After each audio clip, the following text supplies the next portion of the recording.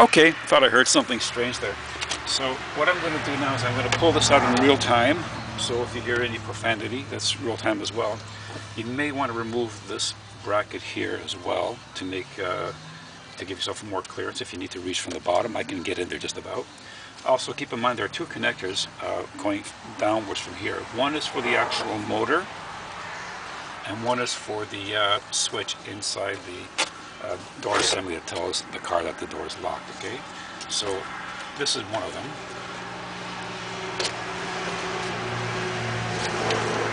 and it's the black connector into the black connector. The one that fits the actual motor assembly is the gray one. Okay, there's another black connector here. Leave that alone.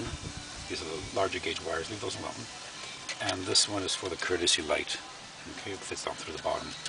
So I'm going to feed this through without snagging anything. And what you have to do is pull out the cable. Make sure the rod is not being bound by anything. You pull it forward towards the front of the car, gently. Then you have to wiggle it up so that the back of the striker is facing outwards. And just kind of get this through the opening here. And you might snag up on the plastic a bit. And feed it through with two hands because again the front plunger, being that it's on a swivel, may bind up against stuff. And then you pull that through and there you are. Now the motor's already been removed from this one, but the actual motor, which looks like this, simply attaches by hooking it on here,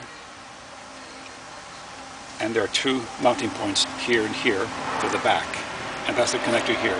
Okay, now you need to keep something in mind. If you want to clean out the assembly, in order to remove the bar, what you have to do is lift up this plastic tab, the nylon tab, okay, and then you could take the bar out, clean it up. The cable version is a little different. You release the tab, but you have to pull the entire nylon assembly out without breaking it from the back, so be very careful there. Okay. When you're reassembling it, and I'll show you that as well, you need to make sure that the pin on your outer door handle goes right into this nylon seating here.